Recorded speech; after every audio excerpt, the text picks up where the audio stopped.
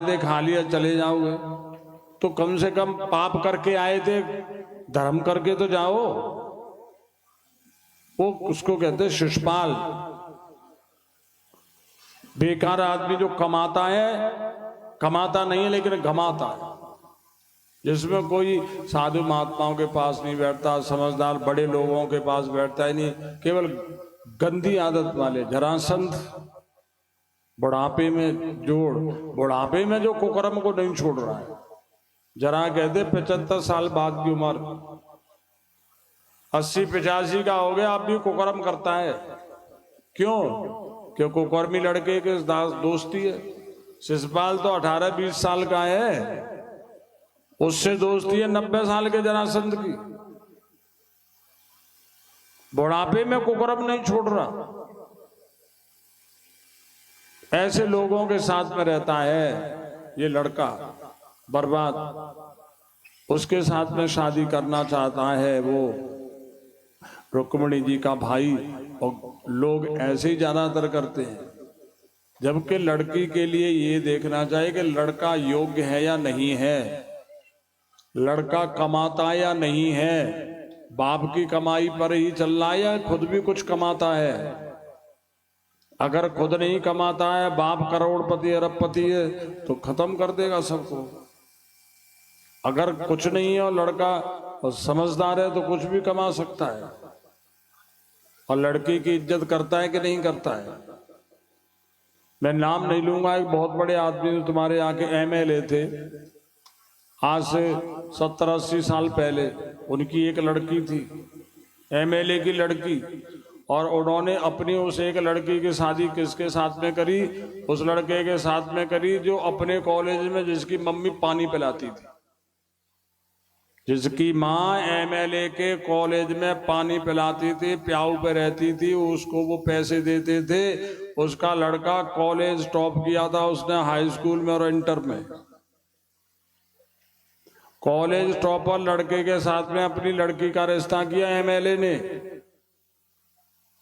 और फिर जब लोगों ने विरोध किया कि तुम ये क्या कर रहे हो, तो उन्होंने वहां उस लड़के के यहाँ पर बहुत बड़ी कोठी, मकान, दुकान बनवा दी अपने हैसियत के हिसाब से, और लड़की की शादी वहीं कर दी। वो लड़का SSP हुआ। तो कहने का भाव ये है, माँ बाप को लड़का देखना चाहिए, संपत्ति नहीं देखनी चाहिए।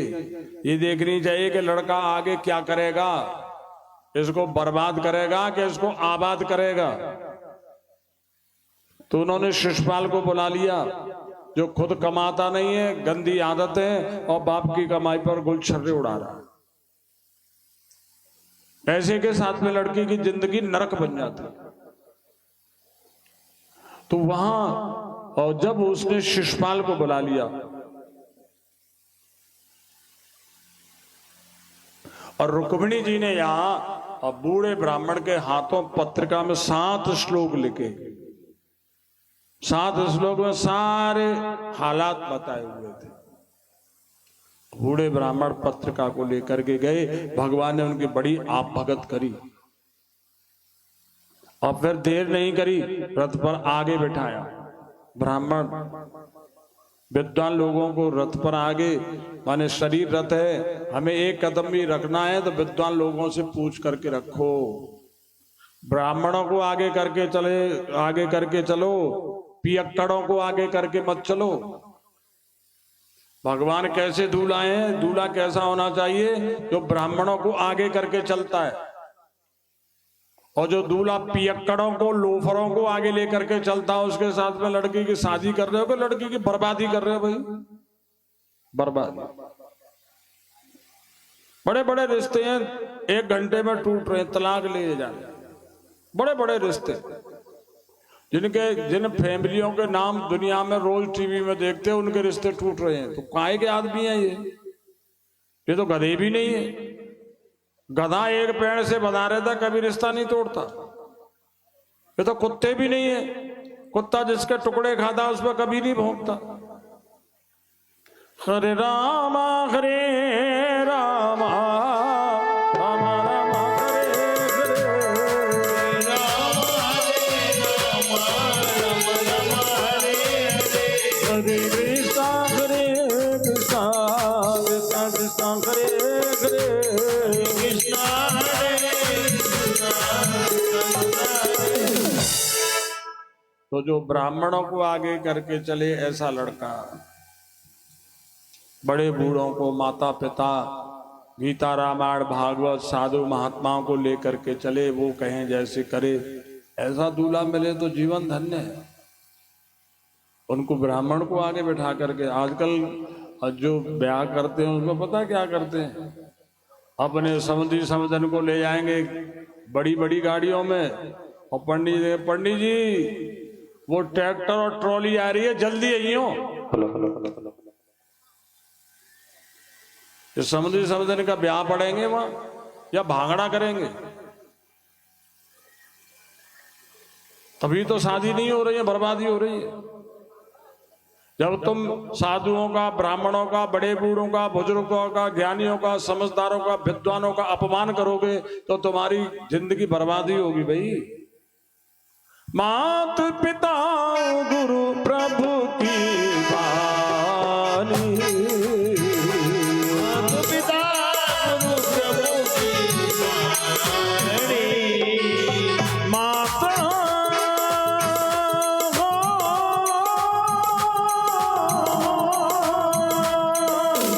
मात पिता गुरु प्रभु की वाणी, प्रभु की वाणी, विनय विचार करियो शुभ गानी, विनय विचार करिए शुभ गानी, विनय विचार करियो शुभ गानी,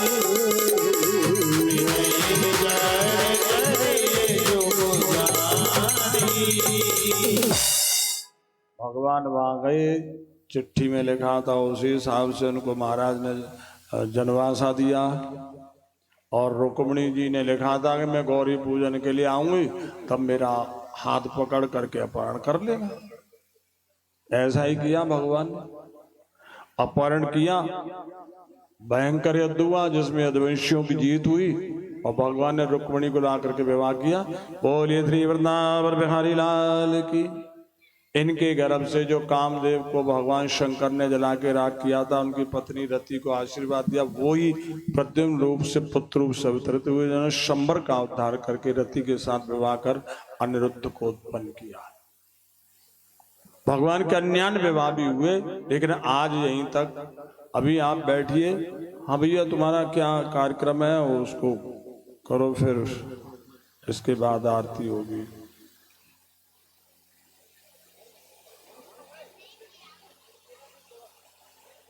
जय श्री राधे महाराज जी। मेरा प्रश्न रामचरितमानस से है। रामचरितमानस में एक दुआ है कि कहो मुनीस हिमवंत सुने, जो विद लिखा लिलार, देव धनुष नर नाग मुनि को न मैटन हार। कि जो हमारे भाग्य में लिखा है उसे कोई मिटाया नहीं सकता। क्या इस भाग्य को जब करके तब करके कैसे भी बदला जा सकता है? हाँ, प्रश्न तुम्हारा बहुत बढ़िया है, लेकिन एक बात बताओ, ये जो भाग्य है ये तुम्हारे किए हुए कर्म का ही तो हिस्सा है। हाँ महाराज। तुमने जो किया है, जो तुमसे बच गया है, वही तो तुम्हारा भाग्य है। तो तुमने करके अपना भाग्य बनाया, कर्म से अपना भाग्य बनाया है ना, समझ रहे हो? तुमने कर्म करके भाग्य बनाया, तो कर्म करके भाग्य को बदल भी सकते हो।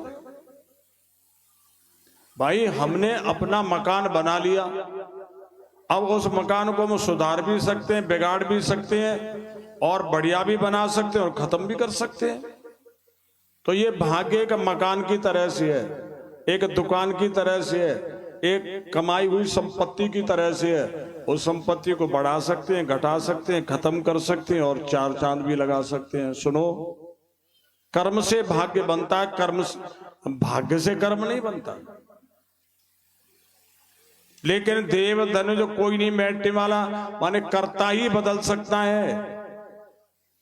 बहुत समझदारी से सुनना, अगर तुमने कोई कर्म किया है और श्रीमद् भागवत में आता है, सुनीति अपने पुत्र ध्रुव से कहती है, बेटा तेरी छोटी माँ ने, मौसी ने जो कहा है कि तू दासी पुत्र है और तेरी माँ दासी है, तो हमारे कर्म का ही फल, तो उसने गलत क्या कहा है बेटा? हमने कर्म किया है, हम रानी होकर के दासी हो गई, तू राजकुमार होकर के दासी हो गया, लेकिन बेटा कर्म से हम रानी से दासी बन गए, तो हम कर्म से दासी से महारानी भी बन सकते हैं। इसलिए तू कर्म करो। कर्म क्या?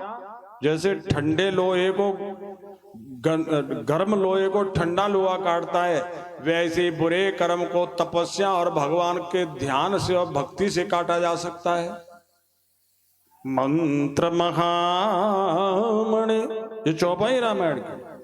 मंत्र महामणि विषय व्याल के, मेटत कठिन कुअंक भाल के। तपस्या करके और भगवान का भजन करके, संयम नियम करके बुरे कर्मों को काटा जा सकता है, बदला जा सकता है, हटाया जा सकता है, अपने भाग्य को चमकाया जा सकता है। अगर भाग्य को चमकाया नहीं जा सके, भाग्य को बदला नहीं जा सके, तो वे कर्म धर्म भजन ध्यान जब तब पूजा पाठ गुरु शास्त्र ईश्वर, इस सब का मतलब क्या रहा?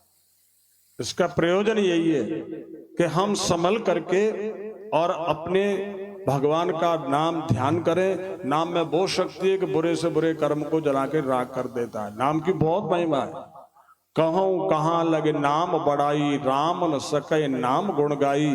और भगवान गीता जी में भी कहते हैं कि अर्जुन कर्मणो गहना गति, कर्म की गति गहन है, लेकिन भगवान के नाम और तपस्या से बुरे भाग्य भी अच्छे में बदल जाते हैं। इसलिए कर्म से भाग्य बनता है, भाग्य से कर्म नहीं बनता। तपस्या से भाग्य को बदला जा सकता है और पाप से अपने भाग्य को खराब किया जा सकता है। इसलिए तपस्वी रहें, भगवान का भजन करें, आपका भाग्य बिल्कुल संवर जाएगा, बिल्कुल चमकेगा। और कोई बात? महाराज जी, जय श्री राधे। बोलिए श्री वृंदावन बिहारी लाल की। आरती अति पावन पुराण की, धर्म भक्ति ज्ञान खान की। आरती अति पावन पुराण की, आरती अति पावन पुराण की, धर्म भक्ति ज्ञान खान की। महापुराण भागवत निर्मल, महापुराण भागवत निर्मल। सुखमुख विगलित निगम करुत फल, सुखमुख विगलित निगम करुत फल। परमानंद सुधारस भयकल, लीलारते रस रस निधान की। आरती अति पावन पुराण की।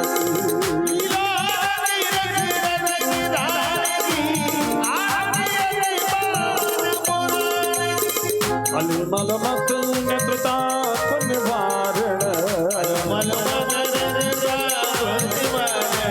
जन्म मृत्युमय भव भयहारण। सेवक सतत सकल सुख कारण, शुभ औषधि वर्तरित दान की। आरती अति पावन पुराण की।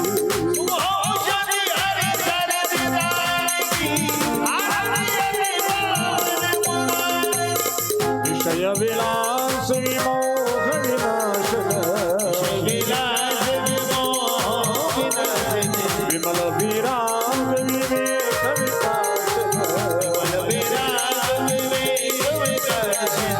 भगवत प्राप्त रहस्य प्रकाशन, परम ज्योति परमात्म ज्ञान की। आरती अति पावन पुराण की।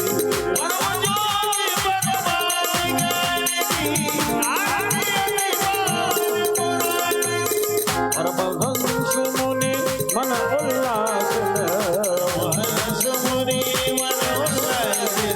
रसिक हृदय रस रास विलासन। भुक्ति भोक्ति रति प्रेम सुदासन, कथा अचिंतन प्रिय सुजान की। आरती